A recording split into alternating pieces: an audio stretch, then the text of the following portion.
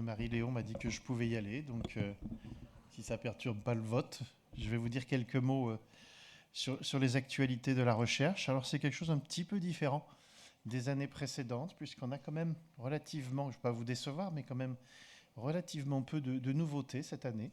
Et c'est surtout une exploitation un petit peu plus poussée de certaines hypothèses et de certaines découvertes dont je vais vous parler, plus une petite découverte que j'ai trouvée extrêmement originale pour essayer de vous faire partager mon enthousiasme à ce sujet. J'aurai beaucoup plus de diapositives sur les essais thérapeutiques. Et je crois que le morceau de choix, après pour vous, ce sera ce que vous dira le docteur Biferi sur la thérapie génique, qui est indiscutablement l'avenir thérapeutique dans les maladies neurologiques, et on peut presque dire dans toutes les maladies neurologiques chroniques, dégénératives, puisqu'on a des premiers succès thérapeutiques qui arrivent. Elle vous en parlera beaucoup mieux que moi, car c'est une grande spécialiste de ce domaine. Alors, hop, ouais. La grande cause de la SLA, est-ce que c'est la seule? Est-ce que c'est universel? C'est pas certain à l'heure actuelle. C'est le misfolding de la protéine SOD1. J'en ai déjà parlé l'année dernière. On en a parlé à plusieurs reprises dans les accolades. Donc je pense que, j'espère en tout cas que plusieurs d'entre vous sont déjà bien familiarisés avec ça. La protéine SOD1, c'est la protéine qui est la plus fabriquée par nos neurones moteurs. Et elle permet de détruire les radicaux libres qu'elle transforme en eau. Les radicaux libres sont les produits de métabolisme de notre cellule. Ce métabolisme produit donc ces radicaux libres qui sont très riches en oxygène. L'oxygène est très toxique pour nos cellules et il faut le détruire en le transformant en eau. C'est SOD1 qui fait ça, c'est pas la seule, mais c'est celle qui est la plus fabriquée par nos neurones moteurs. 25% des protéines du neurone moteur sont des protéines SOD1. C'est cette protéine qui semble la grande cause, en tout cas au moins dans certaines formes familiales, et on a beaucoup d'arguments pour dire que c'est également la grande cause dans les formes non familiales de SLA. Elle change de structure, c'est une protéine, vous le voyez sur le schéma ici, qui est une protéine un petit peu globuleuse. Eh bien, en changeant de structure, elle se transforme en bâtonnet. Et elle acquiert des propriétés de type prion, c'est-à-dire qu'elle est capable de transformer ces protéines-là en bâtonnets à son tour, jusqu'à ce que cet ensemble de protéines que la cellule identifie comme anormales finisse par engorger cette cellule qui n'arrive plus à s'en débarrasser. Et quand elle n'arrive plus à s'en débarrasser, eh bien la cellule meurt. Et quand la cellule meurt, eh bien cette protéine misfoldée va diffuser aux autres cellules environnantes qui vont à leur tour être détruites petit à petit. Et c'est un processus exponentiel qui fait boule de neige.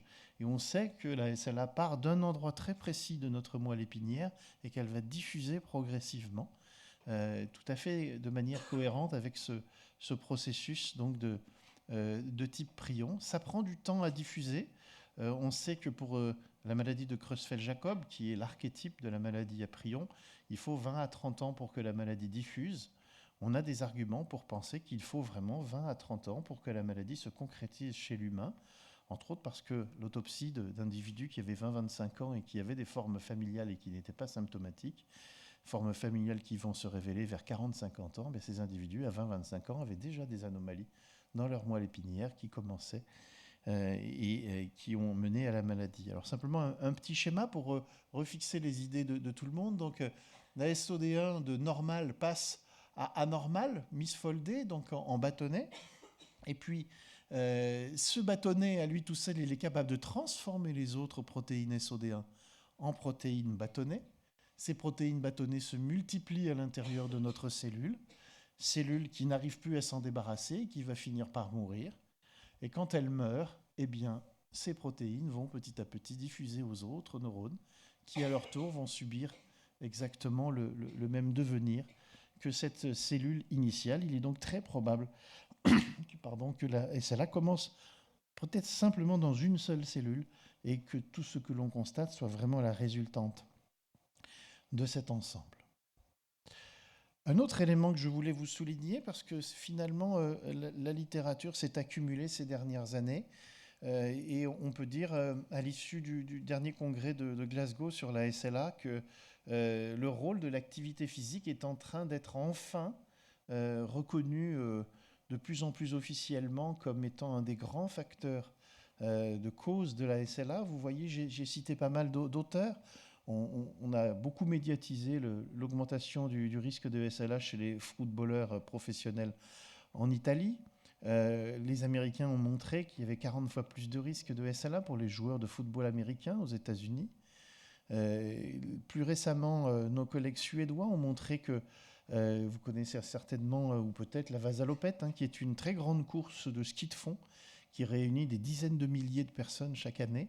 Ils ont montré que ceux qui ont participé au moins 4 fois à la Vasaloppet ont 12 fois plus de risques de SLA. On a pu montrer également que les femmes ménopausées ont 2 fois plus de risques de SLA si elles vont faire de la gym en salle régulièrement. Plus récemment, l'année dernière, Westeneng a montré que le risque d'être malade pour les patients qui ont une mutation génétique la plus fréquente, la mutation C9, ce risque augmente dès 1 heure d'exercice intense par jour. Et c'est non seulement un risque, mais surtout ça rend la maladie 10 à 20 ans plus précoce si on est sportif ou fortement sportif avec cette mutation. Il y a une association linéaire entre le risque de SLA et l'activité physique. Et l'équipe de Pamela Shaw à Newcastle a montré que l'activité physique était 20 à 30% plus élevée dans la SLA que chez les témoins. Et ça fait vraiment écho à notre pratique quotidienne. Hein. À Montpellier, en tout cas, à peu près 95% de nos patients sont des gens extrêmement actifs, à tel point même que ça nous change un peu notre pratique avec les patients. C'est quand ce sont vraiment des gens pas actifs du tout, on investigue beaucoup plus la recherche d'une cause génétique, parce qu'en effet, bien souvent, les patients qui ont des maladies génétiques, eux, n'ont pas ce facteur de risque d'hyperactivité physique. Autre élément dont je voulais brièvement vous parler, c'est les biomarqueurs dans la SLA. À ce jour, on n'a pas de vrais biomarqueurs très fiables pour nous, de diagnostic, de pronostic, qui fasse l'unanimité chez tout le monde. Je pense que nous n'aurons jamais de biomarqueur qui fera l'unanimité chez tout le monde, puisque le scientifique est comme un être humain normal, c'est-à-dire qu'il tient à son précaré, et quand il a trouvé un biomarqueur, il a tendance à considérer qu'il n'y a que le sien qui vaut quelque chose. Mais pourtant, c'est extrêmement important de disposer d'un biomarqueur. Dans la sclérose en plaques, on a l'IRM, qui est un biomarqueur absolument phénoménal, qui non seulement nous permet de faire le diagnostic, mais ça nous permet de faire le suivi, de mettre en évidence l'évolution de la neurodégénérescence, etc. On n'a pas vraiment ça dans la SLA. Pour le clinicien, non seulement c'est important parce que ça nous permettrait d'avoir beaucoup plus vite une certitude de diagnostic et donc de moins perdre de temps, même si on essaye de ne pas en perdre beaucoup. Des fois, on doute pendant quelques années du diagnostic d'un patient, ça arrive. Et puis pour le chercheur, dans les essais thérapeutiques, on est encore à devoir faire des essais d'1 an, 1 an et demi, des fois 2 ans, pour définir l'efficacité d'un médicament. Et si avec un biomarqueur très fiable, on pouvait en 6 mois dire là, il y a quelque chose qui se passe, ce médicament fait quelque chose, on gagnerait beaucoup de temps dans le développement de thérapeutiques. Alors je voulais juste vous parler brièvement d'un biomarqueur qui est en train de se développer de façon importante. Il y a beaucoup d'équipes qui ont publié là-dessus. C'est les neurofilaments. Alors vous voyez ici la structure d'un neurone, ça c'est le corps cellulaire du neurone, et puis ça c'est son prolongement. Ça peut être très long, puisque le neurone du nerf sciatique, il va naître dans la moelle épinière, c'est-à-dire au milieu du dos, et il va aller innerver notre pied. Donc ce prolongement-là, il peut faire jusqu'à 1 mètre, 1,20 m, paraît-il, pour les motoneurones sciatiques de Adriana Carambeu, qui aurait les plus longues jambes. Il faut quand même que les protéines soient fabriquées au niveau du noyau et qu'elles soient transportées jusque-là pour que ce soit fonctionnel. Et sur 1,20 m, pour des protéines microscopiques, c'est long. Eh bien, on a besoin dans le neurone de ces neurofilaments qui sont en effet des filaments de protéines. Et vous les voyez ici, ces filaments de protéines vont servir d'ancrage aux autres protéines qui vont se déplacer le long du neurofilament pour aller jusqu'au bout. Et puis, il y a tout un circuit de neurofilaments, de protéines, de molécules qui vont le long de cet axone pour pouvoir assurer la maintenance de ce neurone. Et vous voyez ici qu'il existe NFH, M, L, plusieurs types de neurofilaments différents. Et finalement, C'est illustré un petit peu ici, même si c'est flou dans ce que j'ai réussi à récupérer sur Internet. Mais, et finalement, quand il y a des lésions du neurone, eh bien, ces neurofilaments sont libérés et on peut les mesurer dans le liquide céphalorachidien. On peut le mesurer maintenant également dans le sang. Les techniques ont énormément évolué. Et il y a une nouvelle technique qui s'appelle SIMOA qui permet de mesurer jusqu'à une molécule dans un puits. Et on mesure maintenant des concentrations de l'ordre du femtomolaire, c'est-à-dire une sensibilité qui est 1000 à 10 000 fois supérieure aux techniques qui étaient utilisées jusqu'à 2016-2017. C'est une découverte de biologie moléculaire et de biochimie extrêmement importante. Voilà simplement l'intérêt du neurofilament pour la chaîne légère de neurofilaments. On a mesuré ces neurofilaments chez des sujets témoins, des gens qui donnaient leur sang, et puis chez 200 patients atteints de SLA. Et vous voyez qu'il y a une différence absolument gigantesque entre ces SLA et ces témoins. Et dans ce travail, on a une spécificité, et c'est pour ça que je vous le cite, parce que c'est le premier qui a une spécificité de 100%. Ça veut dire qu'au-dessus du seuil de 15 picogrammes par ml, en dessus de ce seuil de 15, il n'y a aucun individu qui n'a pas une SLA. Donc on a quelque chose en termes de probabilité diagnostique qui est très fiable. D'autres groupes ont des résultats un petit peu du même genre, mais avec des approches qui sont différentes. Et je voulais juste vous citer très brièvement l'autre intérêt. Le précédent, c'était diagnostic. Celui-ci, c'est pronostic. Vous voyez différents facteurs pronostiques de la maladie. Et ça, c'est la survie des patients. Ici, c'est les spinaux contre les bulbaires. On sait que les bulbaires sont plus sévères que les autres. Ici, c'est ceux qui perdent du poids. Et on sait que la perte de poids est un facteur pronostique. Ici, c'est la capacité respiratoire, la force du diaphragme. Ici, la capacité respiratoire, la capacité vitale forcée. Et ici, c'est l'échelle de handicap. Et vous voyez qu'à chaque fois, on peut faire une distinction avec des gens qui ont un mauvais pronostic. Mais quand vous regardez ici, ça, c'est le taux de neurofilament. Vous voyez que l'écart entre les deux courbes, le plus important de ces 6 courbes-là, c'est l'écart avec le neurofilament, qui joue donc le taux de neurofilament également dans le sang chez les patients, donc simplicité de prélèvement, est également un facteur pronostique important. Alors ici, c'est un travail sur NFL, la chaîne légère des neurofilaments. Il en existe 2 autres, dont un qui est particulièrement étudié aussi maintenant, le NFH, qui est en train d'être mis au point par les techniques de SIMOA. Et il est très probable dans les années qui viennent qu'on ait un petit cocktail de 2 ou 3 neurofilaments qu'on va doser de manière à savoir exactement, à avoir exactement, le plus exactement possible, une acuité dans le diagnostic et une information précise pour les patients dans le pronostic. Juste simplement pour revenir peut-être en arrière, si je peux, oui. Ici, vous voyez, dans cette série, on a quelques patients ici qui ont des taux relativement bas, comme les témoins. Eh bien, quand on va retourner au dossier de ces patients, on s'aperçoit qu'au bout de 10 ans, tous ces patients sont vivants. Aucun n'a développé de handicap et aucun n'a développé de troubles respiratoires. Donc on a vraiment un facteur pronostic là qui est très important. C'est important pour nous de pouvoir dire à un patient, voilà, la SLA, elle va évoluer vite, elle ne va pas évoluer vite. Il y a un pronostic vital engagé tout de suite ou pas tout de suite. C'est très informatif et on a besoin de travailler encore un petit peu sur ces marqueurs pour en faire un usage clinique.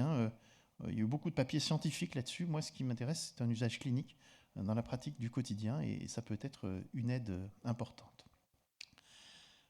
L'autre étude sur laquelle je voulais attirer votre attention, c'est quelque chose d'assez presque magique qui nous avait fait sourire, hélas, il y a une quinzaine d'années, quand ces chercheurs suisses avaient annoncé qu'ils voulaient travailler sur les centenaires pour connaître les facteurs protecteurs des maladies. Leur postulat, c'était de dire que les centenaires n'étaient pas centenaires par hasard.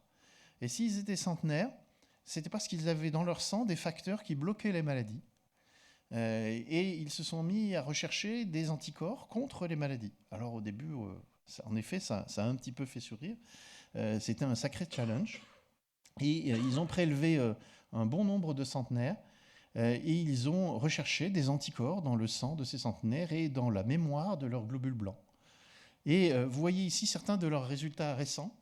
Ils ont trouvé des anticorps anti-SLA, c'est-à-dire les anticorps anti-SOD1 misfoldé, des anticorps anti-protéines C9, mais ils ont aussi trouvé des anticorps anti-Parkinson, anti-Alzheimer, anti-diabète, anti-HTA. Ils ont un panel de 20 ou 30 anticorps différents qui bloquent telle ou telle maladie.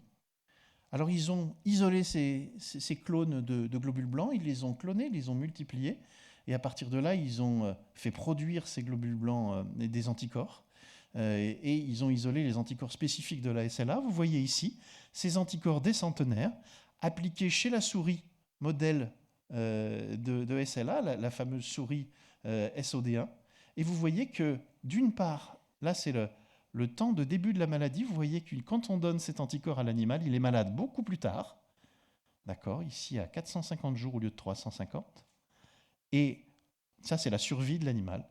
Vous voyez qu'il atteint sa médiane de survie à 550 jours, 500 jours à peu près, alors que l'animal pas traité est à 480 jours. Donc vous différez la maladie d'une part, et différer de 100 jours chez la souris, ça fait à peu près différer d'une bonne 10-15 d'années chez l'homme.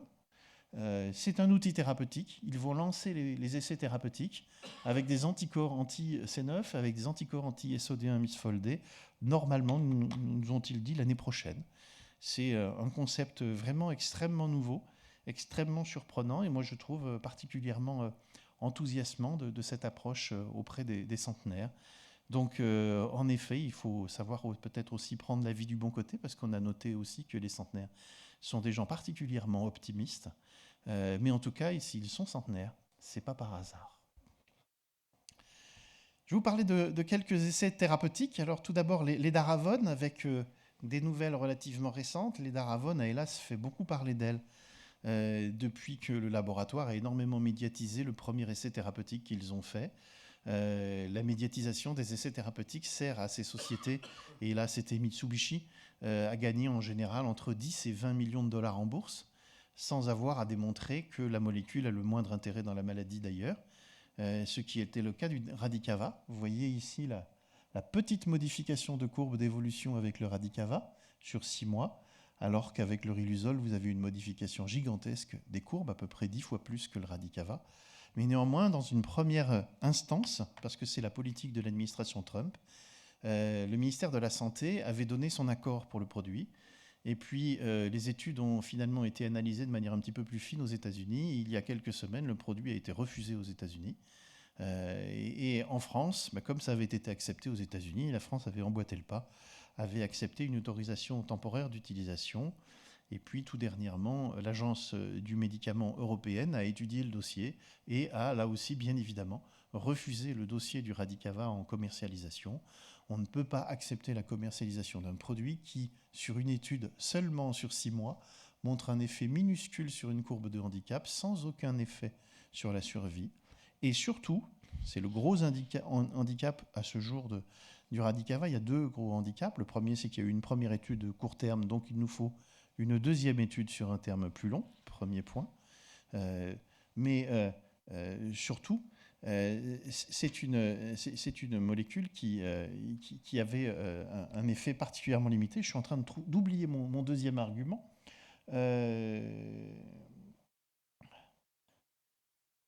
Voilà. Alors, il nous faut une deuxième étude en Europe. Et puis, j'ai oublié mon deuxième argument. Voilà. Je suis désolé. L'inconvénient du produit, 15 jours par mois de perfusion, donc quelque chose de particulièrement lourd. Et en fait, une des choses qui nous avait... on a demandé à de nombreuses reprises au laboratoire de faire une deuxième étude, ce qu'ils n'avaient pas voulu faire. Et puis on a découvert dans l'intervalle qu'en fait, les comprimés des Daravones existaient. Les comprimés des Daravones existants, il y a eu un peu un lobbying européen pour qu'un essai thérapeutique soit fait avec les comprimés. Et normalement, ça devrait arriver d'ici la fin d'année ou l'année prochaine avec ce produit. Donc, il nous faut une deuxième étude pour savoir quel est vraiment l'intérêt. Et puis, je viens de retrouver mon deuxième argument. Mon deuxième argument, c'est que l'étude de Daravones était une étude qui a hautement sélectionné les malades. Il fallait avoir 8 critères différents de SLA pour pouvoir dire qu'on pouvait en effet bénéficier de l'Edaravone. Et quand nous, on a pris notre base de données et qu'on a regardé combien de malades on avait qui avaient tous ces critères-là, c'était moins de 5% de nos patients. Donc un médicament avec un effet pour le moment extrêmement limité, mais qui ne concernerait que moins de 5% des patients, c'est quelque chose qui n'est pas vraiment applicable au quotidien. Donc on attend vraiment l'étude suivante. Le masitinib, c'est une molécule qui agit sur certains globules blancs, sur les mastocytes. Des études ont montré sur les neurones en culture et dans les modèles de SLA que le masitinib avait surprenamment un effet neuroprotecteur. On ne connaît pas complètement bien actuellement le mode d'action de cette molécule. Il y a eu une première étude qui a été faite, qui a donné des résultats positifs, voire même très positifs, mais la présentation de ces résultats était très discutable. Et ça a été finalement très mal présenté, et puis surtout, ça a été extrêmement médiatisé au niveau de la bourse, à tel point qu'on s'est demandé si ça n'avait pas été présenté comme ça uniquement pour que le laboratoire gagne 20 millions d'euros en bourse dans la première semaine. Mais on était toujours à nos interrogations quand l'agence européenne a fait un contrôle de l'activité du laboratoire et a montré que l'action du laboratoire n'était pas conforme à la réglementation, ce qui ne permettait donc pas d'accorder foi aux résultats de l'étude qui avait été faite. Et la molécule a été interdite en France en 2017. Le laboratoire a évolué, ils ont changé complètement leur mode de fonctionnement, leur mode de management. Et il y a quelques jours, il y a eu une nouvelle enquête de l'Agence européenne du médicament qui a montré que maintenant le fonctionnement du labo était conforme à la réglementation. L'interdiction de la molécule a été levée et nous devrions pouvoir avoir une phase 3, une grande étude mondiale, d'ici la fin d'année avec le masitinib. Si les résultats initiaux se confirment, c'est une molécule qui a l'air d'avoir un effet très intéressant. Cette molécule a été administrée dans de nombreux essais thérapeutiques. Elle a donné des toxicités particulièrement importantes. Et manifestement, c'est parce qu'elle était probablement mal utilisée, c'est-à-dire que la dose maximum de produit était d'administrer d'emblée aux patients, ce qui provoquait des intolérances majeures.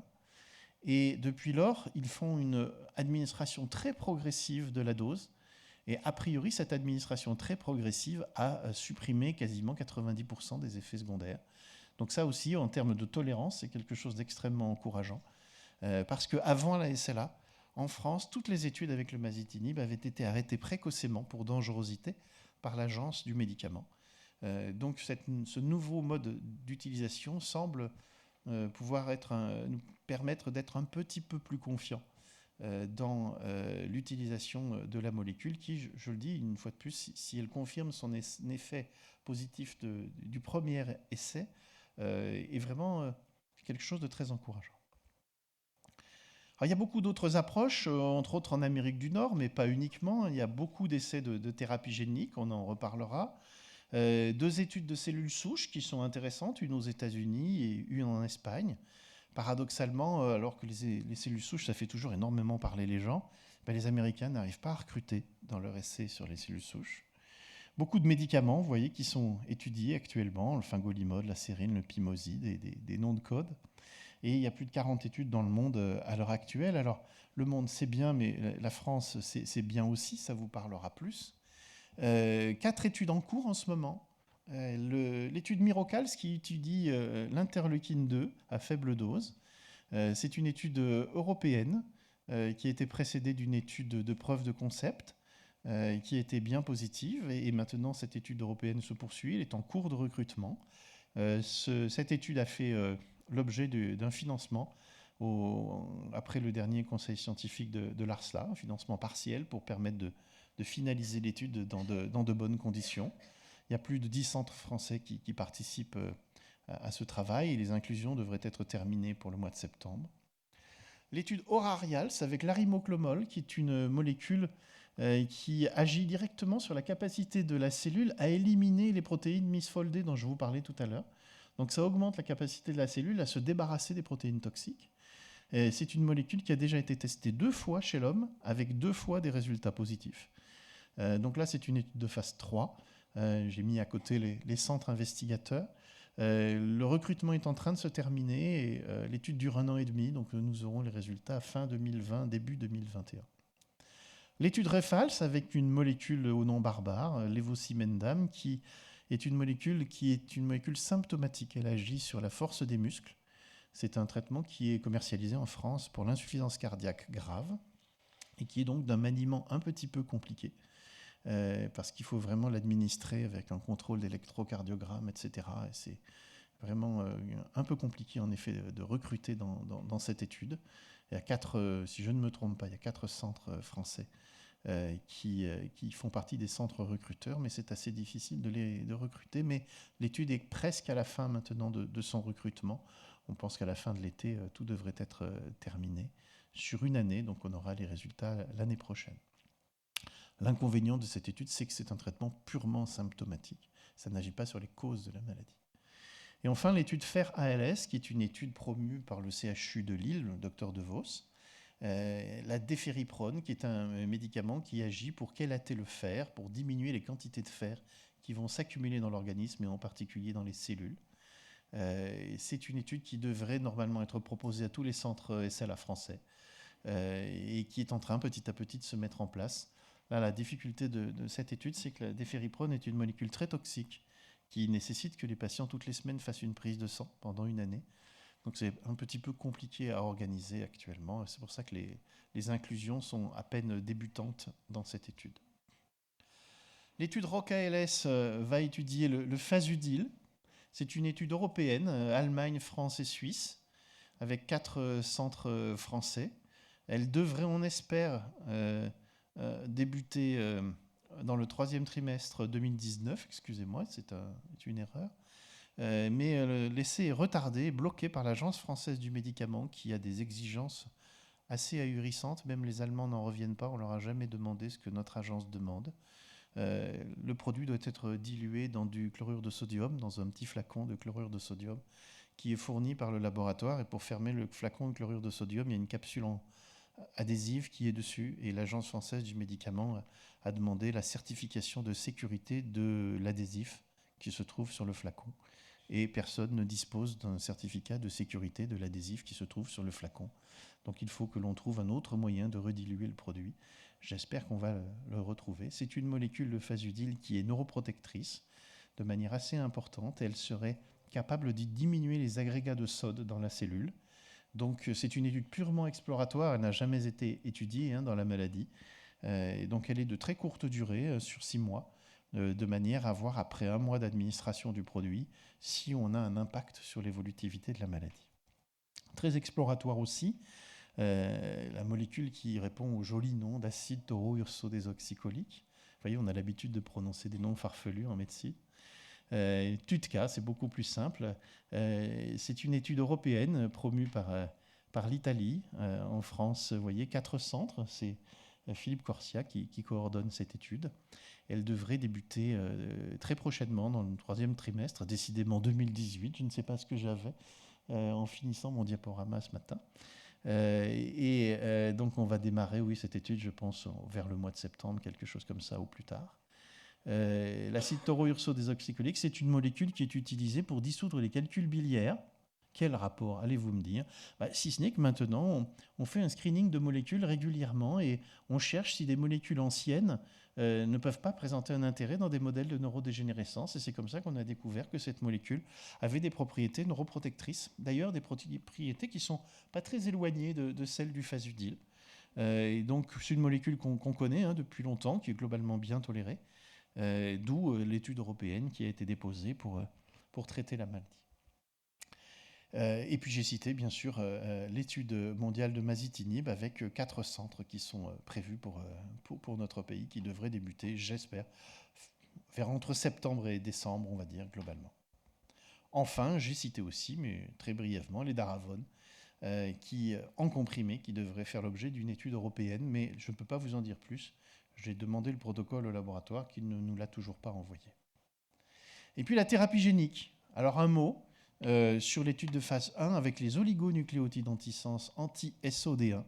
L'idée, c'est de bloquer l'expression d'SOD1, entre autres, et plus spécifiquement, chez les sujets porteurs d'une mutation SOD1.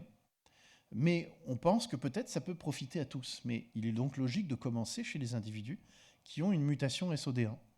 C'est le laboratoire Biogène qui a mené cette étude sur l'année dernière, en 2018. Cette fois, c'est vraiment 2018. Les oligonucléotides antisense, c'est des petits fragments d'ADN qui bloquent un gène.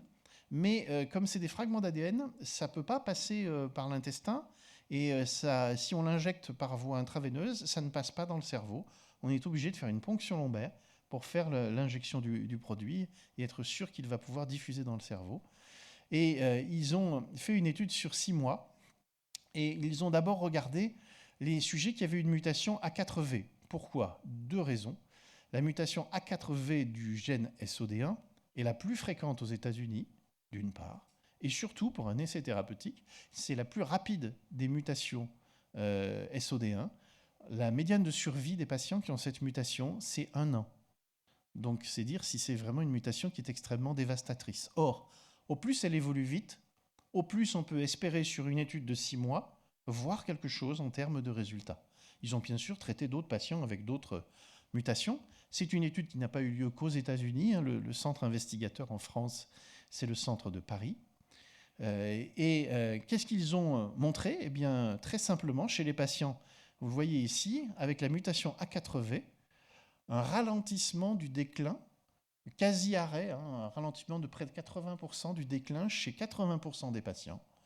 Et chez 20% des autres patients, une amélioration de l'échelle de handicap et une amélioration de la force musculaire.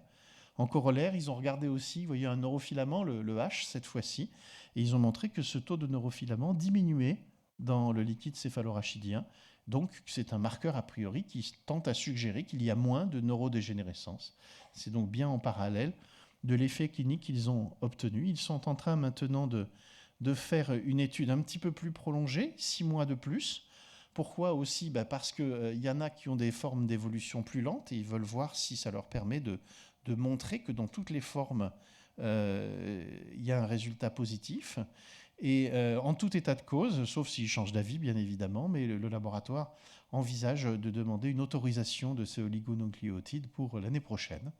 On verra surtout cette année les résultats finaux qu'ils ont, mais c'est quelque chose d'extrêmement encourageant et qui permet d'ouvrir le débat sur la présentation que va vous faire Maria Gracia Biferi, que je remercie d'être là. Elle a répondu tout de suite oui à l'invitation qu'on lui a fait de venir vous parler de la thérapie génique. Je ne veux pas lui mettre la pression, mais je redis, je pense que c'est vraiment le traitement d'avenir, non pas de la SLA, mais de probablement toutes les maladies neurodégénératives, et j'inclus là-dedans le Parkinson, l'Alzheimer, la maladie de Huntington, etc. Je vous remercie.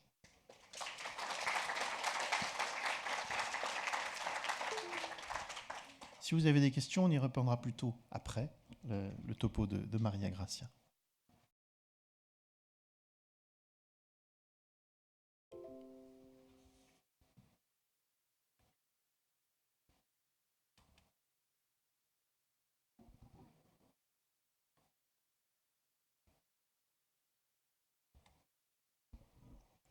Ok, bonjour à tous. Et tout d'abord, je remercie l'RSLA pour m'avoir invité à présenter les travaux qui sont en cours sur la thérapie génique en général et aussi dans notre laboratoire de recherche. Et merci au professeur Camus aussi de m'avoir invité. Et j'espère d'être suffisamment compréhensible car je ne suis pas française, donc n'hésitez pas à me dire si vous ne comprenez pas ce que j'ai dit. Je suis une chercheuse qui travaille à l'Institut d'Hémiologie, c'est un centre de recherche qui est ici sur le site de la Pitié-Salpêtrière. Et notre groupe de recherche s'intéresse au développement des traitements des thérapies géniques pour les maladies du motoneurone.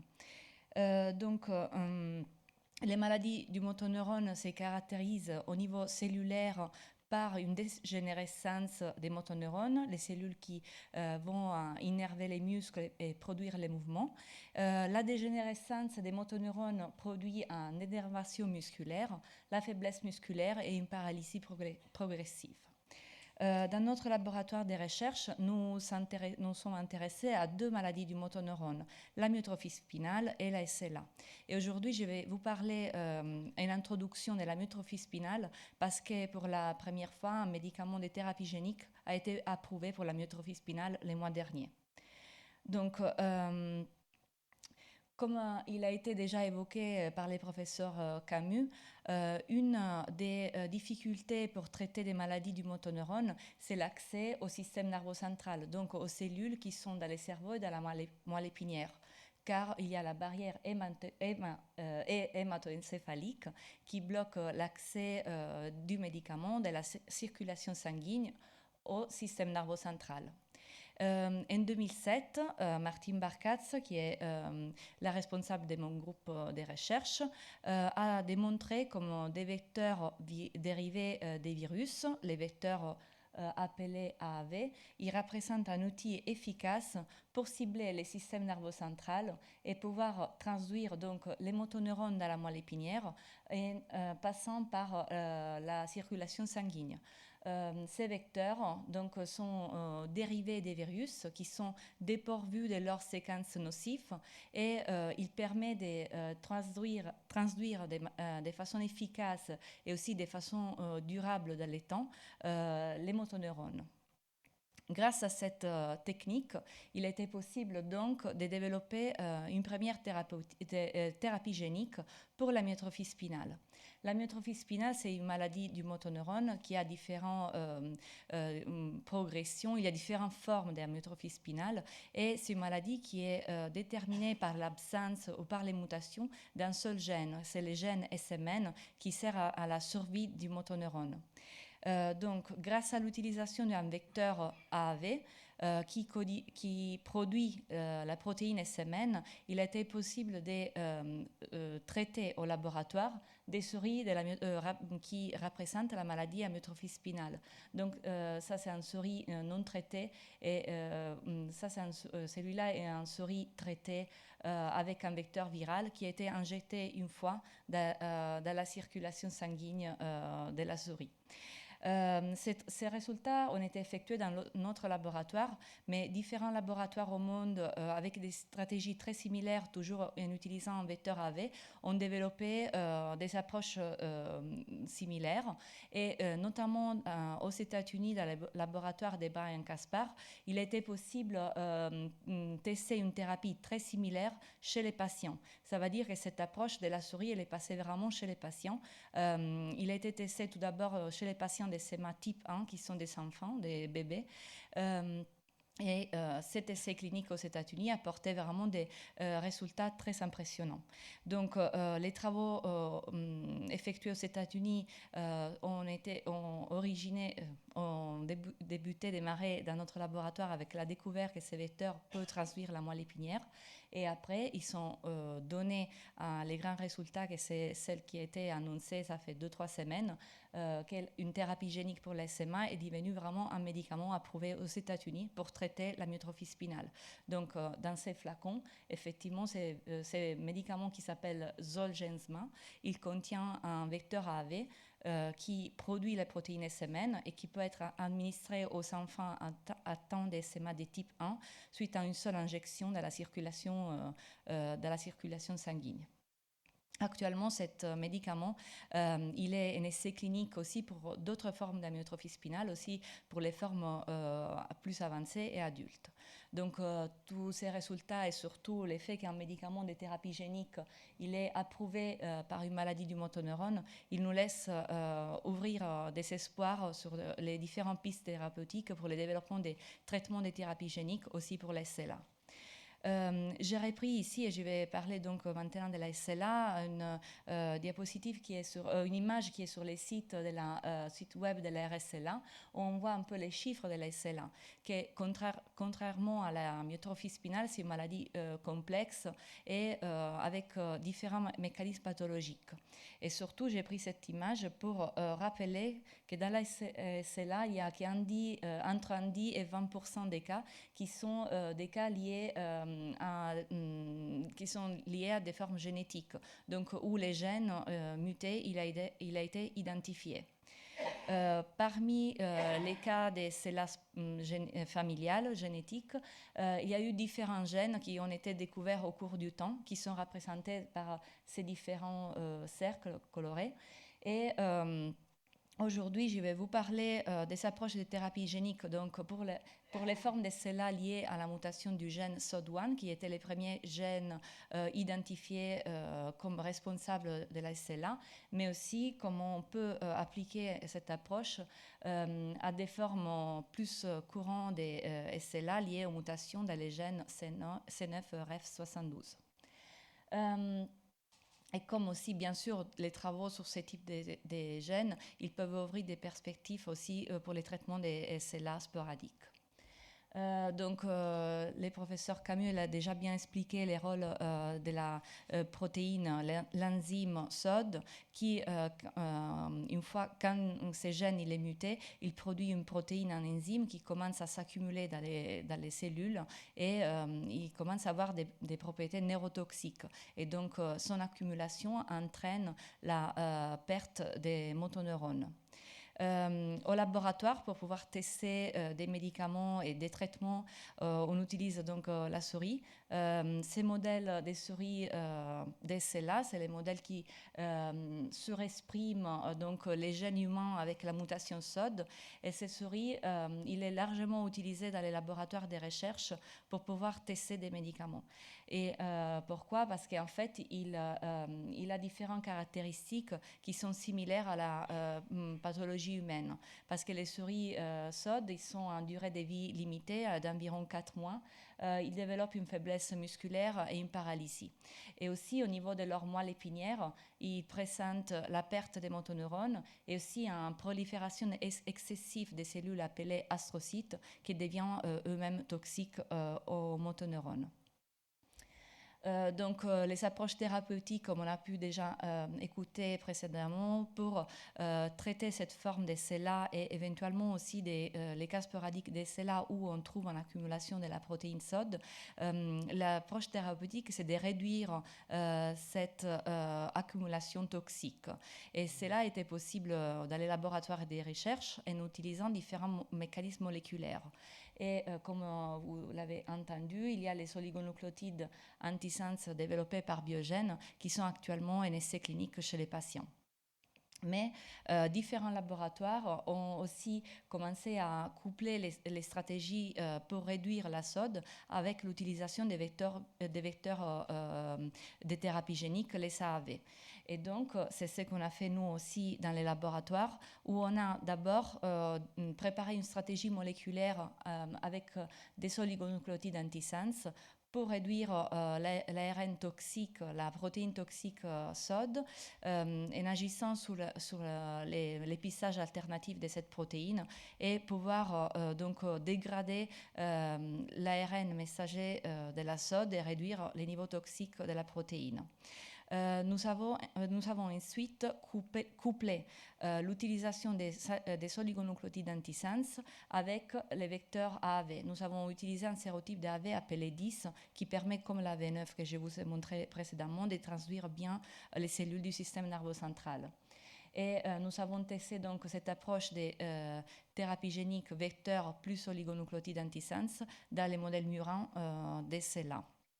Et nous avons testé la thérapie dans des souris nouveau-nés, donc à la naissance, quand les symptômes ne sont pas encore présents. Et on a pu observer une augmentation des survies de 120 jours qui correspondent à presque à 100% d'augmentation des survies moyennes chez les modèles animaux.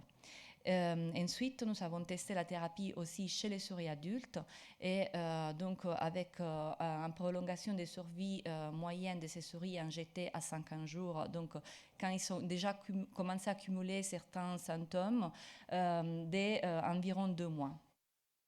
Et ici, j'ai mis une vidéo où on peut observer comme les souris traitées avec la thérapie, ils peuvent se déplacer dans la cage, donc ils sont en activité, une motricité normale par rapport à une souris qui est non traitée. Ici, il montre déjà la paralysie au niveau des membres inférieurs. Au niveau histologique, nous avons donc au niveau de la moelle épinière, nous avons effectué différentes études pour vérifier si l'effet de cette thérapie il permettait de protéger les motoneurones. Donc ici, ce sont des images effectuées donc, dans notre laboratoire où on marque les motoneurones. Donc, dans la moelle épinière des souris. Ici, en vert, on voit les motoneurones. Et dans cette image, sont les motoneurones dans la moelle épinière d'un souris contrôle non traité ou traité avec un vecteur contrôle. Et ici sont les motoneurones qui dérivent de la moelle épinière d'un souris traité avec la thérapie. Et donc, comme on peut voir comment cette approche thérapeutique elle permet de protéger les nombres des motoneurones dans la moelle épinière des souris SOD. Et aussi, je vous montre une image des astrocytes. Donc, ce sont ces cellules avec la forme étoilée qui sont très réactives et il devient un peu toxique aussi pour les motoneurones dans les moelle épinière des souris sodes, mais qu'une fois que les souris ont été traitées avec la thérapie, ils reprennent en forme normale et ils perdent toute leur réactivité qui est appelée astrogliose. Donc, en indiquant aussi comme au niveau de la moelle épinière, ces souris ils présentent des aspects corrigés suite au traitement. Donc, vu les résultats positifs qu'on avait obtenus au sein de ce travail, une association américaine qui s'appelle Prize for Life, il nous a décerné un prix car on était une des peu équipes au monde capable de prolonger la survie des souris sodes de plus de 25%. Et l'autre chose très importante qui est dérivée par ces prix et aussi qui a été coordonnée par l'association Prize for Life, c'est que tous nos résultats des recherches effectuées au laboratoire ont été reproduits et validés de façon indépendante par un institut qui s'occupe du développement des thérapies pour les SLA et qui est à Boston, et c'est la LSTDI. Donc, dans leur laboratoire, ils ont pu vraiment reproduire nos travaux et ils ont pu confirmer que les résultats qu'on a observés sont vraiment ceux qu'on avait publiés. Et donc, c'est important pour montrer comment des travaux de recherche sont reproductibles.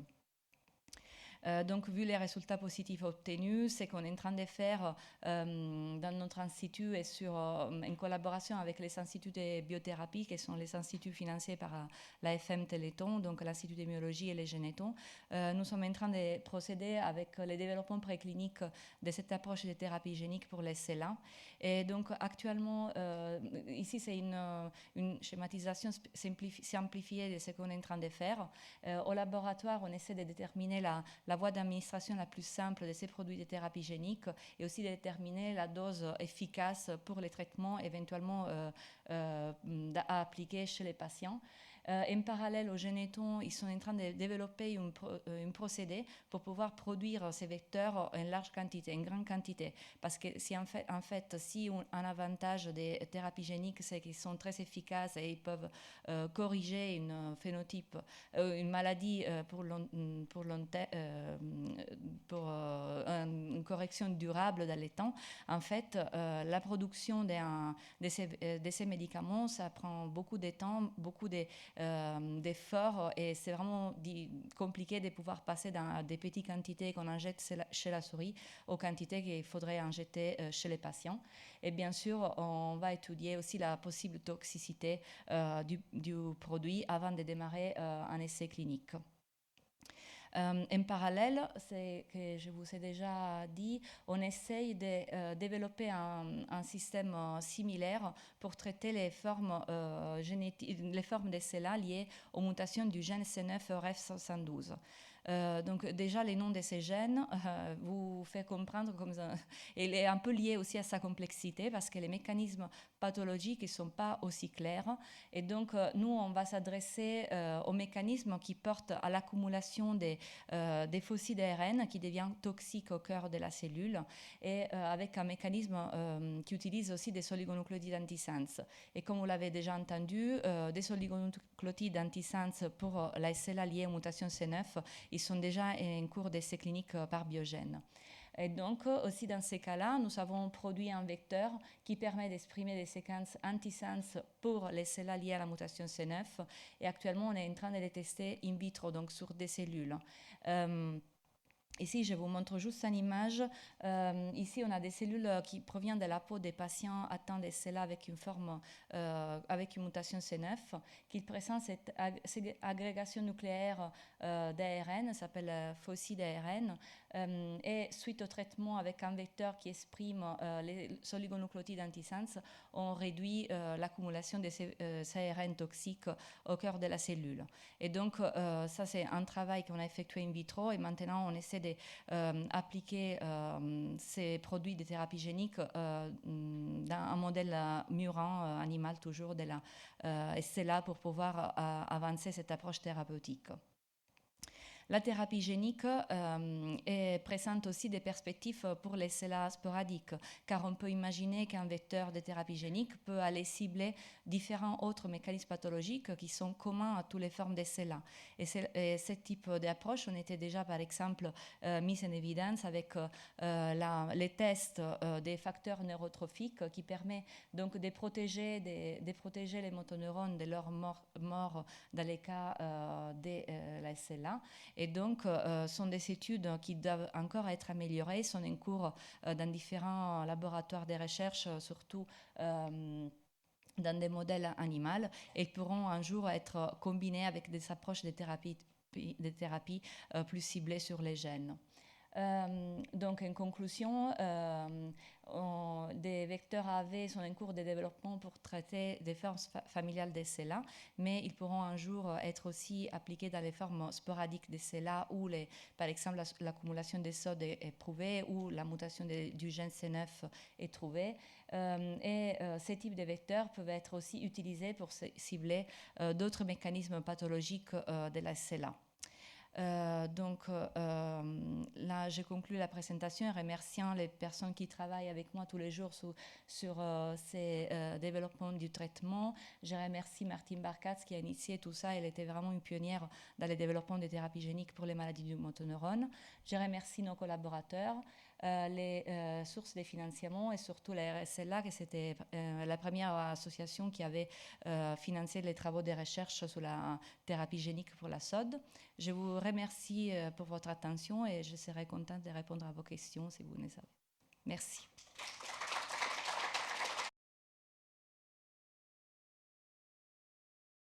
C'est sans doute une question un peu idiote, mais comment est-ce qu'on peut espérer soigner une maladie qui a démarré 20 ans plus tôt ?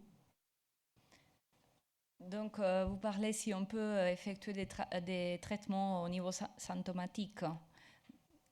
Si on n'a pas pu la diagnostiquer suffisamment. Oui, parce que pour les maladies familiales, on peut les diagnostiquer avant, mais pour les autres. C'est tout un travail de recherche pour pouvoir bloquer les mécanismes. Et donc, il faut plusieurs efforts de recherche pour pouvoir essayer de bloquer les mécanismes pathologiques une fois qu'ils sont déjà présents, en fait.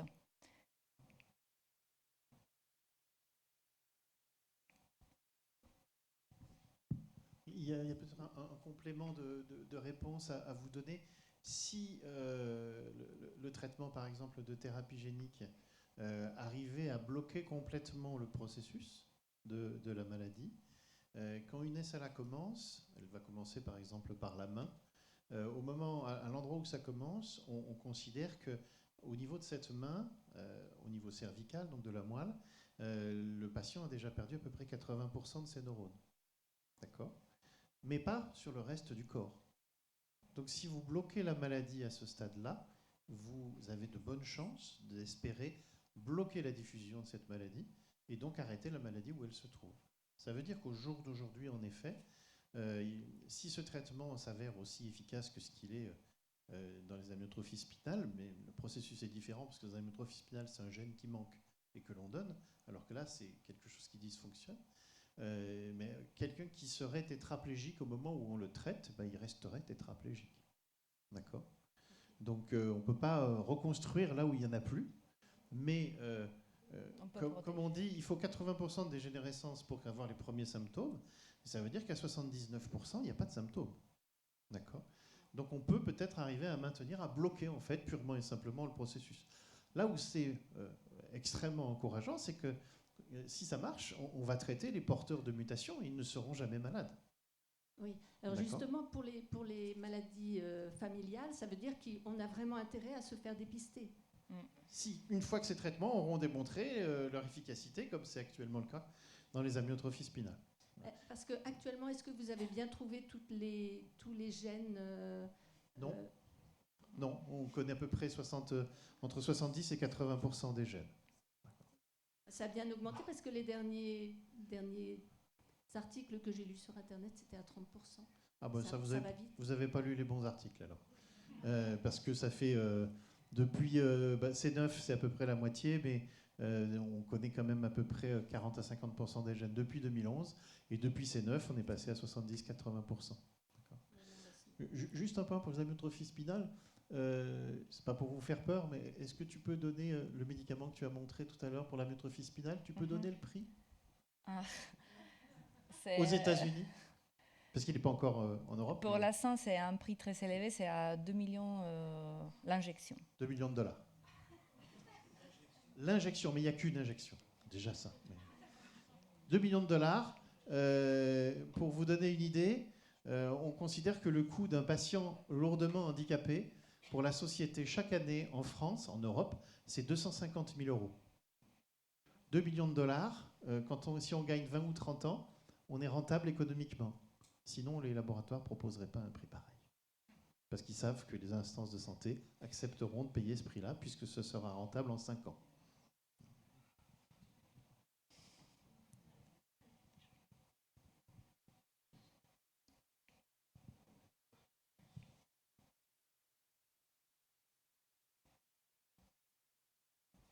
Moi, je voudrais savoir la différence entre la SLA et la maladie de Strempel-Lorrain. C'est une demande pour La maladie de Strempel-Lorrain, c'est une paraplégie spastique progressive, donc c'est uniquement le neurone moteur qui va du cortex à la moelle épinière qui est malade. C'est une maladie qui donne une atteinte des deux membres inférieurs au départ, qui évolue très lentement, très progressivement, qui est habituellement pas mortelle et qui est bien souvent héréditaire.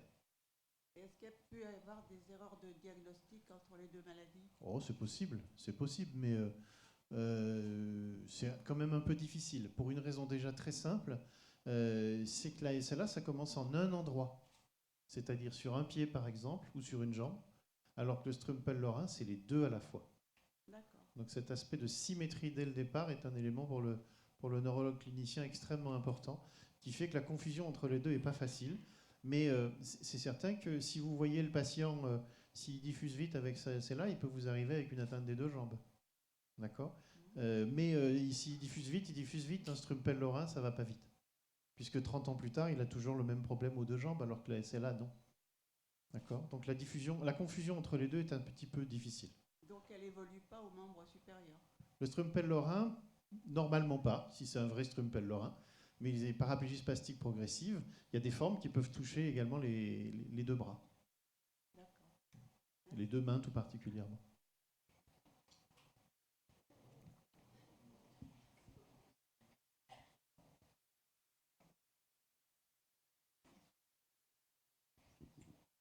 Merci. Une question de vraiment non spécialiste. Quand une SLA est diagnostiquée, dans quelle mesure on peut avoir une certitude qu'il s'agit d'une SLA familiale ou non? Alors, avec certitude. Alors, avec certitude, jamais, puisqu'il n'y a pas de certitude en médecine. Ça, c'est un premier point, à la limite, mais j'exagère bien évidemment.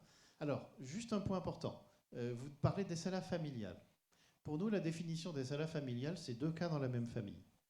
Ce n'est pas la définition d'une SLA héréditaire. D'accord? C'est deux choses différentes. On peut avoir un contexte familial qui peut très bien ne pas être héréditaire parce que la maladie n'est pas très rare et donc on peut avoir deux cas dans une même famille. Par exemple, si les deux sont sportifs de compétition, ils ont le même facteur de risque, par exemple. Quand vous dites deux cas, excusez-moi, c'est sans compter le patient diagnostiqué? Non, deux cas avec le patient. Oui, deux cas dont on fait l'arbre généalogique, on a le patient et quelqu'un d'autre dans la famille, au moins deux personnes. Là, on dit SLA familiale. Et après, on va travailler pour savoir si c'est héréditaire ou pas. Et donc, on va faire une analyse génétique. Et si l'analyse génétique nous identifie un gène connu comme responsable, là, on a la certitude absolue. D'accord? Et on a encore actuellement, comme je le disais tout à l'heure, à peu près 30% des familles, des cas familiaux pour lesquels on ne trouve pas de mutation. On dit que c'est une SLA familiale de fait, mais on ne dit pas que pour autant c'est héréditaire. Tant qu'on n'a pas le gène, on ne peut pas prouver l'hérédité. Sauf si, par contre, vous avez une famille avec... on a une famille là, en commun avec nos collègues de Lyon. Il y a 15 malades dans la famille. L'hérédité ne fait pas de doute. Même si on n'a toujours pas trouvé le gène, bah, c'est héréditaire, ça c'est clair. En fait, c'est le nombre de cas qui fait augmenter la certitude si on n'a pas la mutation.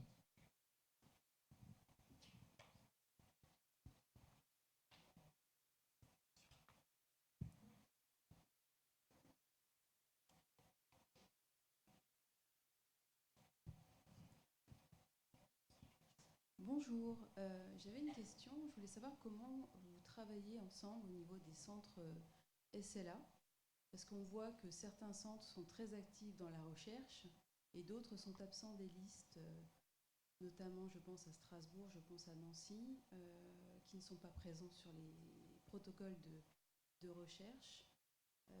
Et du coup, ça peut priver effectivement certains patients qui y sont suivis de bénéficier d'un protocole qui pourrait ralentir la progression de la maladie ou en tout cas pouvoir participer à des nouveaux soins. Et je voulais juste dire aussi par rapport au centre SLA, quand on disait qu'on avait accès à tout un ensemble de soins avec les ergos, avec la diététicienne, le psychologue, il faut peut-être revoir ça aussi. Ça peut se déclencher quand on met à disposition une hospitalisation à domicile où là, effectivement, des aidants vont arriver pour le malade. Mais ce n'est pas à l'hôpital avec la consultation en euros que les soins seront proposés. Et j'ai l'impression qu'effectivement, il y a deux vitesses. Il y a Paris qui est très actif.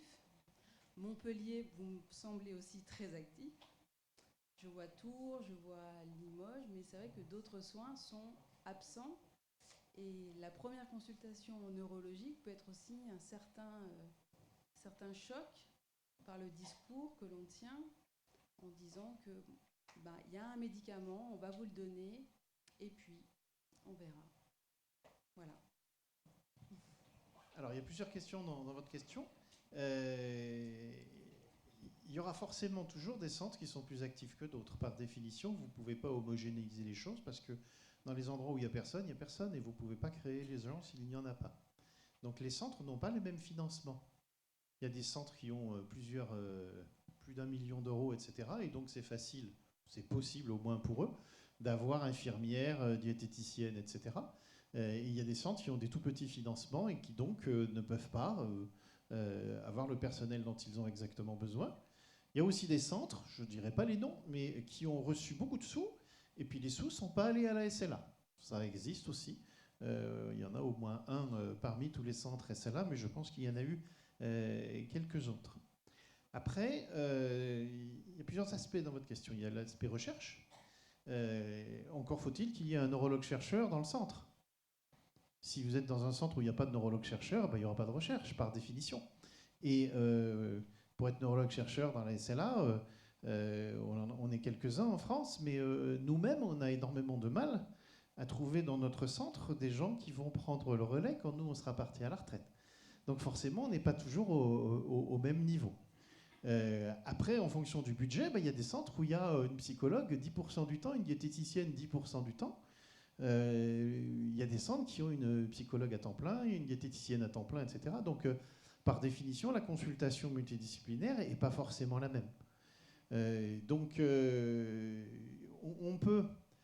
ce que veut absolument, et à juste titre, faire le ministère, c'est pas donner 1 million d'euros à un centre où, de toute façon, tout le monde se fiche de la SLA dedans. D'accord ? Donc, l'argent qui est donné, c'est en fonction du travail qui a été accompli, des projets que l'on a, etc. Donc forcément, l'offre n'est pas la même, la demande n'est pas exactement la même non plus. Il y a des centres qui sont très chercheurs et qui font beaucoup d'essais thérapeutiques, d'autres qui n'ont pas envie. Globalement, sur les 18 centres, il y en a 10 qui sont équipés pour pouvoir faire des essais thérapeutiques, pas les autres. 10, c'est pas mal déjà comme quantité. Alors comment on interagit avec les autres ? Assez simplement... un patient, il peut aller dans un autre centre pour participer à un essai thérapeutique. À Montpellier, on accueille les gens de Toulouse, de Lyon, de Grenoble, et inversement en fonction de tel ou tel protocole, par exemple. C'est un peu difficile pour nous d'accepter les gens du Morbihan, mais de temps en temps, ça nous arrive d'avoir des gens du Morbihan qui viennent pour des essais thérapeutiques. Autant dire que ce sont des patients SLA qui vont bien, hein, parce que pour venir... du Morbihan pour un essai thérapeutique, il faut aller bien. Donc la distance est un facteur extrêmement limitant. Mais si dans un centre, vous n'avez pas quelqu'un qui s'intéresse pour faire des essais thérapeutiques, vous ne pouvez pas l'inventer. Hein. On est obligé de faire avec l'historique. Donc moi, je vais partir à la retraite dans quelques années. Il y a 3 autres neurologues dans mon centre, mais il n'y a pas de neurologue universitaire. Donc il y aura probablement 10 ou 20 fois moins de recherches qui se feront à Montpellier.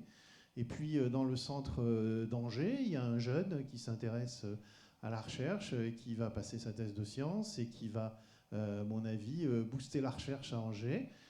Donc Angers, dans les années qui viennent, va peut-être devenir un centre beaucoup plus important qu'aujourd'hui par l'attrait qu'ils auront sur les essais thérapeutiques et autres.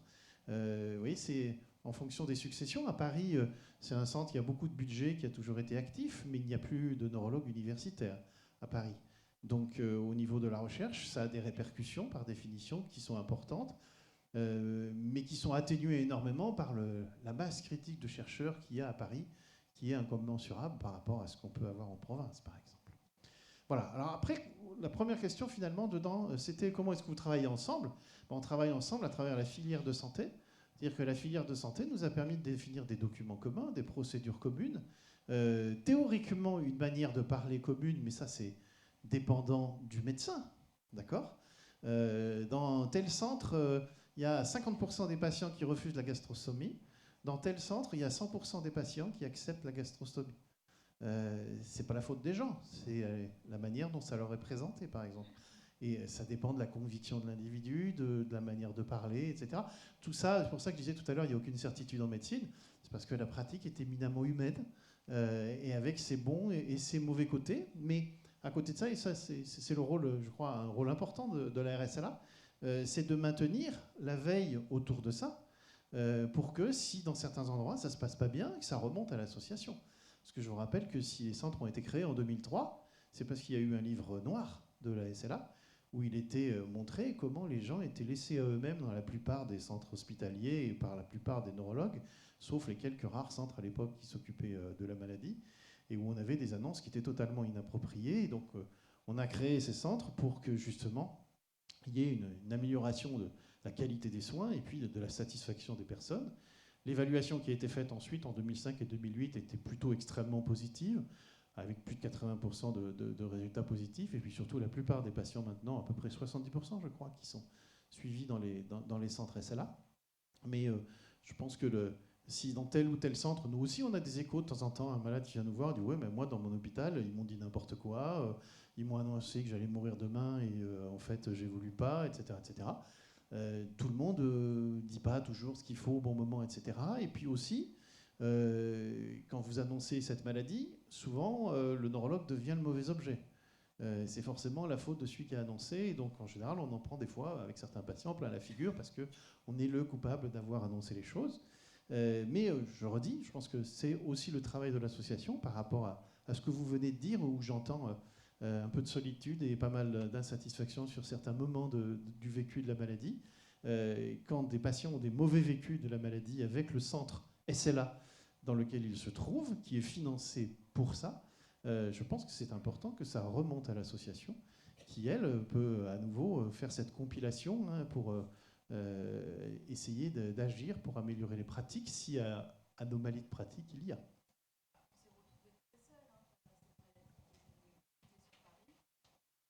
On a été très seuls. C'est un diagnostic qui est arrivé après 7 mois de recherche. Il a été diagnostiqué sur Paris. Ma mère est retournée en Lorraine. Et on a été très seuls pour effectivement le logement, pour le matériel, pour les aides à la personne. Enfin, c'est vraiment pas évident. Et le neurologue, effectivement, n'a pas été très à l'écoute non plus de tout ça. Et voilà. Mais c'est vrai que c'est une maladie qui est très... qui est déjà un choc, qu'il faut comprendre, et qui en fait ne laisse pas de répit non plus aux malades, aux aidants, parce que tous les jours il y a un truc qui apparaît, et on attend effectivement de l'équipe médicale au moins un soutien et au moins une réponse peut-être pour pallier aux problèmes qui arrivent le matin par exemple. Oui, bien sûr. Voilà. Et c'est vrai que l'association pour le coup, et heureusement qu'elle est là, ouais. Voilà. Merci. Et juste, parce que ma dernière question, c'est on lit que un régime alimentaire pourrait aussi faciliter le ralentissement de certains de l'apparition de symptômes. Est-ce que c'est vrai, ou on dit qu'il ne faut pas maigrir, qu'il faut justement voilà, avoir une courbe de poids assez assez stable? Alors, on attend les résultats de 2 études actuellement sur ça, mais il y a quand même beaucoup de données qui convergent puisque les patients, 50% au moins des patients ont un hypermétabolisme qui est manifestement la conséquence de la maladie et qui joue un rôle négatif sur le pronostic. La perte de poids est un des facteurs pronostiques les pires dans la SLA. Et donc on a pas mal d'arguments actuellement pour dire qu'il faut que les patients mangent le plus possible, et plus particulièrement du gras, avec plutôt ce qu'on appelle une diète cétogène, c'est-à-dire sans trop d'apport de sucre, mais surtout de très grandes quantités de gras. Et en tout cas, chez l'animal, ça marche. Si vous suralimentez l'animal, vous ralentissez la maladie de façon extrêmement importante. Donc, régime, non. Manger beaucoup, oui. Moi, je dis, pour faire rigoler le patient, je dis que nous, on dit exactement l'opposé du cardiologue. Hein, et on sait, avec pas mal de résultats, qu'au plus le taux de cholestérol augmente, au moins la maladie évolue. D'accord ? Donc, il faut qu'il fasse totalement l'opposé, ce qui n'est pas extrêmement facile, parce qu'on a quand même beaucoup de patients qui ont des problèmes cardiovasculaires. Mais une des premières choses aussi qu'on fait habituellement, c'est qu'on arrête les médicaments contre le cholestérol, puisqu'en particulier les statines sont des médicaments qui sont très fortement suspects d'aggraver la maladie. Et puis on leur dit de manger le plus possible. Hélas, on s'aperçoit que souvent c'est difficile parce que les patients perdent le goût de manger et ils maigrissent quand même. Et c'est certain que dès que l'amaigrissement significatif arrive, l'évolutivité de la maladie est vraiment assez énormément accélérée. Donc il faut manger. Merci.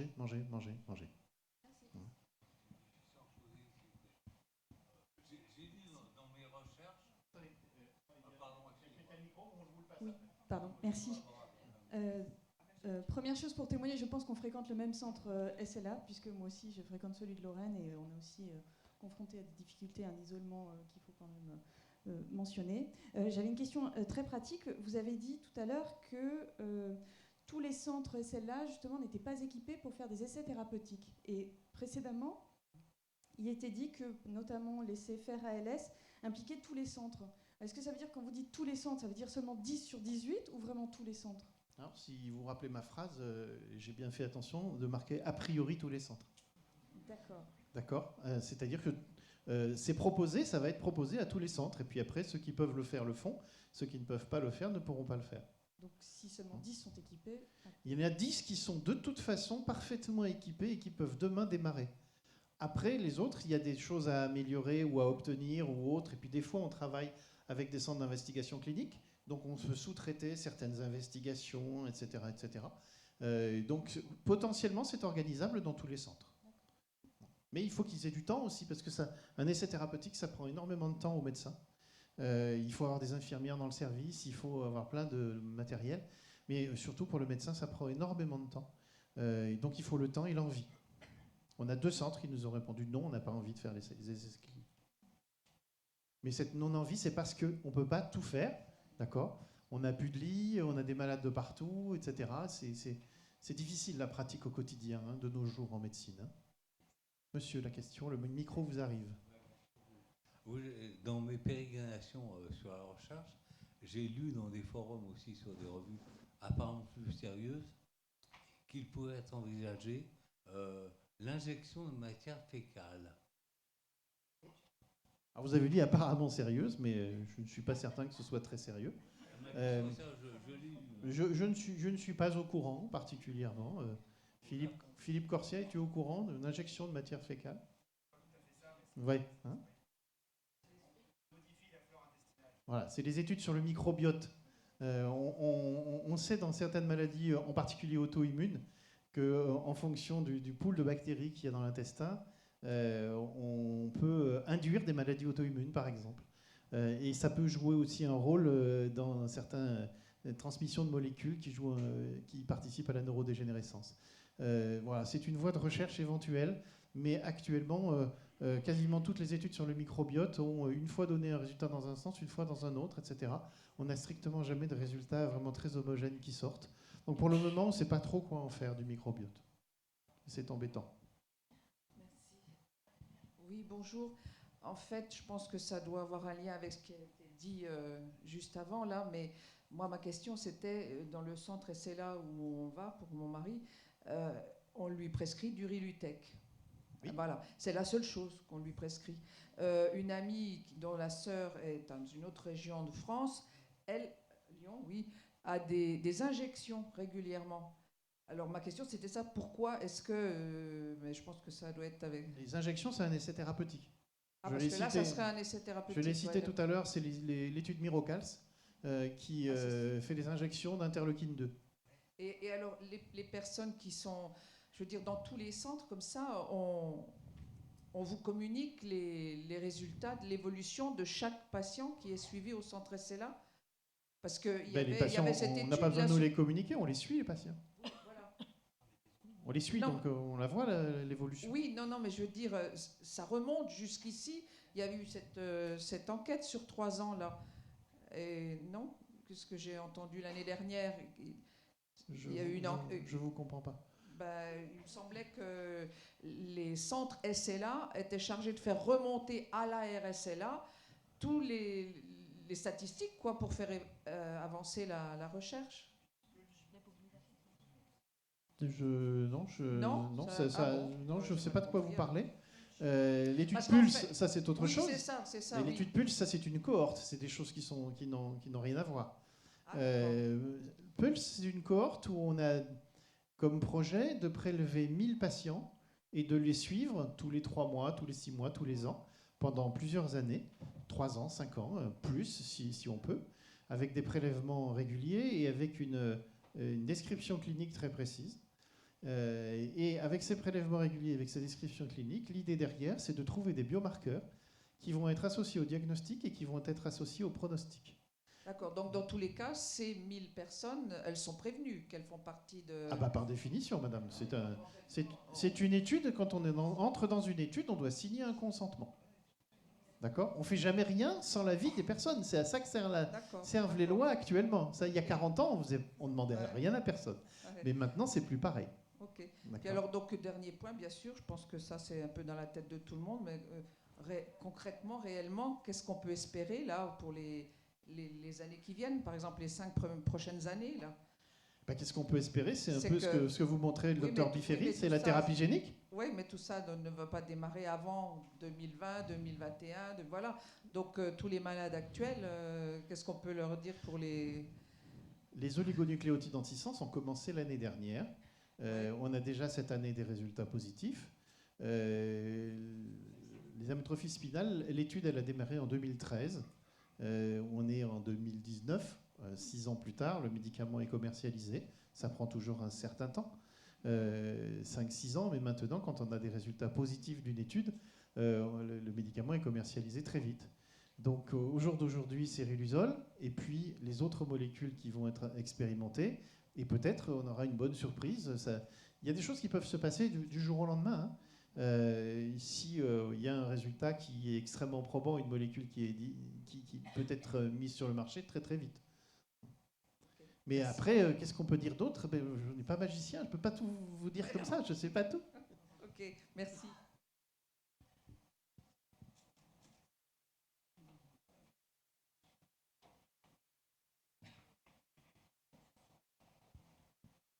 Alors, moi j'avais 2 questions.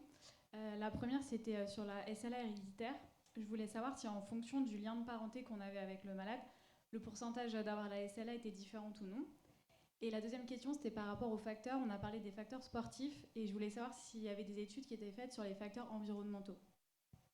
Alors, le risque, bien sûr, comme c'est un gène qui se transmet, donc quand vous êtes l'enfant d'un malade, vous avez 50% de risque. Et quand vous êtes le petit enfant, c'est 50% de 50%. D'accord? Donc au plus vous vous éloignez de l'individu, au plus vous diminuez le risque que vous avez. D'accord? Et puis les facteurs environnementaux, oui, il y a énormément de recherches sur les facteurs environnementaux, qui sont très souvent d'ailleurs très intriqués avec cette activité physique. Mais le problème des facteurs environnementaux, c'est que c'est très simple d'aller travailler dessus, mais c'est quasiment impossible de prouver un lien. D'accord? Donc nous, on travaille à Montpellier sur l'étang-de-taux, parce que la toxine de Guam, on l'a retrouvée dans les huîtres et les moules de l'étang-de-taux. C'est pas parce qu'on l'a trouvée dans les huîtres et les moules de l'étang-de-taux qu'on a la preuve qu'il y a un lien, puisqu'il y a plein de gens qui mangent des huîtres et des moules, par exemple. Il y a d'autres facteurs comme ça qui sont impliqués, le DDT, le formol, d'autres polluants, les microparticules. Le problème, c'est que la démonstration d'un lien de cause à effet est très très compliquée. Donc on est sur des suspicions, on est des fois sur des principes de précaution, mais prouver un lien avec un facteur environnemental, en pratique, c'est quasiment impossible. Après, on augmente la probabilité d'une responsabilité, puis on dit, faut l'éviter, hein, mais voilà, c'est compliqué. Et puis pour les temps de taux, c'est encore plus compliqué quand vous avez affaire à quelque chose qui a un rapport avec le tissu socio-économique de la région. Donc autant dire qu'en pratique, vous ne pouvez rien faire. D'accord. Voilà. Mais il y a énormément de travaux, oui, sur les facteurs environnementaux. Il a été montré par une équipe que les microparticules jouent un rôle, ce qui est logique. Hein, les microparticules jouent un rôle dans la neuroinflammation. Elles rentrent dans l'organisme, elles augmentent l'inflammation. Elles vont faciliter les accidents vasculaires cérébraux, la sclérose en plaques et probablement d'autres maladies neurodégénératives, par exemple. Il y a plein de produits qui sont mutagènes. Donc si c'est mutagène, ça peut nous misfolder la sode. Donc on ne parlera pas du glyphosate, mais tous les produits qui peuvent être potentiellement mutagènes. Et puis il y a le mercure qui peut être mutagène, le DDT qui peut être mutagène. Les temps de taux, on s'est intéressé à la BMA, mais ça m'a permis de découvrir que les temps de taux étaient saturés en DDT.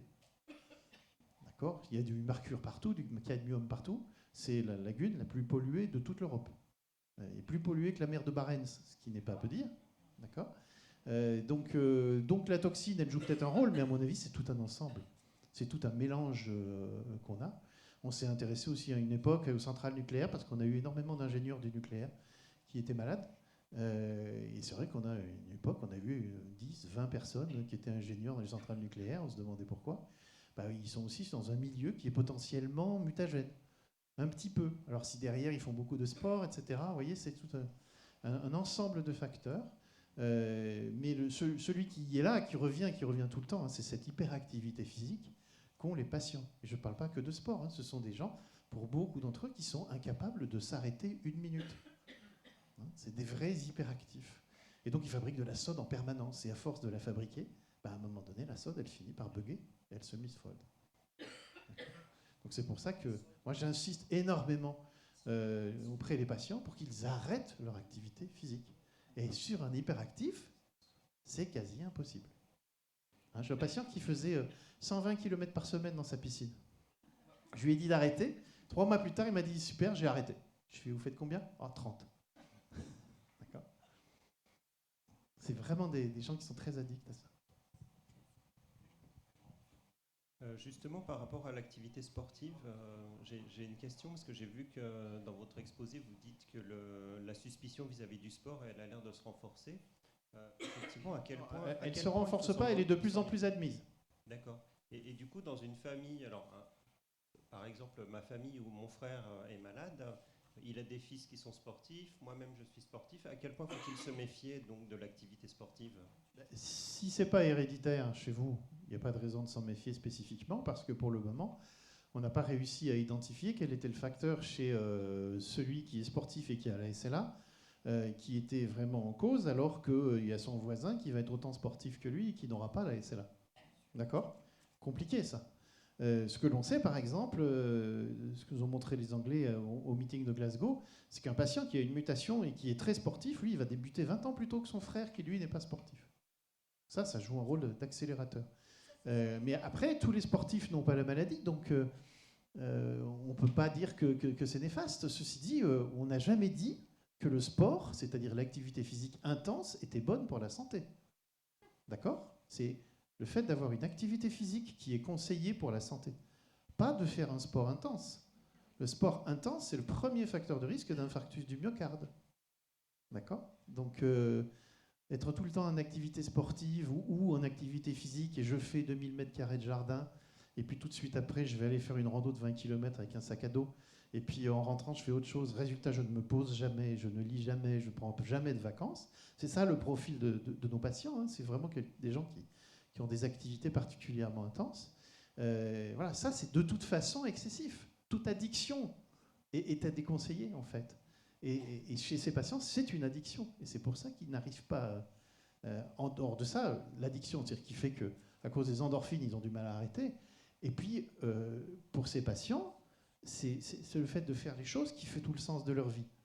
Et donc arrêter de faire quelque chose, c'est ne plus avoir de sens à sa vie. Et c'est bien souvent ça chez les patients SLA qui provoque la souffrance morale, c'est qu'ils ne peuvent plus faire tout ce qu'ils avaient l'habitude de faire avant. D'accord ? Et ça, c'est ça une des grosses difficultés pour eux. Et souvent, moi, j'ai des patients qui m'ont dit, mais mourir, j'en ai strictement rien à faire. Mais par contre, dépendre des autres et plus pouvoir faire les choses moi-même, ça, c'est totalement insupportable. Ce qui se comprend très bien. Oui ? Une question ? Oui, dans le cas des SLA héréditaires ou même familiales, à partir du moment où il y a des enfants d'un malade qui a un de ces deux catégories, est-ce qu'il faut recommander à nos enfants des mesures particulières sur le plan du mode de vie d'abord, on a parlé du sport, etc., mais aussi sur le plan du diagnostic? Est-ce qu'il faut effectivement les prémunir ou essayer de les prémunir contre un diagnostic trop tardif, sachant que leur mère ou leur père a été victime d'une SLA familiale et peut-être plus encore de la SLA héréditaire? Alors, s'agissant d'une forme héréditaire, l'attitude est forcément différente si on connaît la mutation et si on ne la connaît pas. Si on la connaît, ils peuvent toujours faire un diagnostic présymptomatique, savoir s'ils sont porteurs de l'anomalie, mais au jour d'aujourd'hui, il n'y a pas de traitement. Donc on ne peut pas le conseiller, ni même fortement le conseiller. Quand les traitements arriveront, oui. Par contre, en effet, il faut qu'ils aient à l'esprit que s'ils ont un premier symptôme, le médicament il va être d'autant plus efficace qu'il est démarré tôt. D'accord ? Ceci dit, moi, j'ai plein de familles qu'on avait prélevées à l'époque et on les a avertis, etc. Ils savaient très bien. J'ai membre d'une famille, il y a déjà eu trois sujets malades dans la famille, elle a quand même mis 1 an pour consulter. Parce qu'ils n'ont pas envie que ce soit ça. Donc, ils retardent. Héréditaire et donc familial. Mais ils n'ont pas envie que ce soit ça, donc ils consultent des fois tardivement à cause de ce phénomène. Mais en effet, il faut qu'ils soient attentifs. Survenue de crampes exagérées ou des choses comme ça, début de faiblesse. Ce qui a été montré, c'est que si on fait des tests de force musculaire aux individus qui sont porteurs avant qu'ils ne soient malades, dans les années qui précèdent, la baisse de force musculaire est progressive. Mais comme elle n'handicape pas le quotidien, les gens n'y font pas attention. Donc une simple diminution des performances peut être quelque chose qui doit déjà un petit peu alerter si on est membre d'une famille où il y a une forme héréditaire de SLA. Ouais. Et là, il faut aller voir le neurologue, oui, qui fera un électromyogramme et qui, avant les premiers symptômes, des fois peut trouver des anomalies à l'électromyogramme. Hein, et on a toujours un décalage entre la clinique et l'électromyogramme, donc on peut des fois, quelques mois ou quelques années avant, avoir des éléments du diagnostic.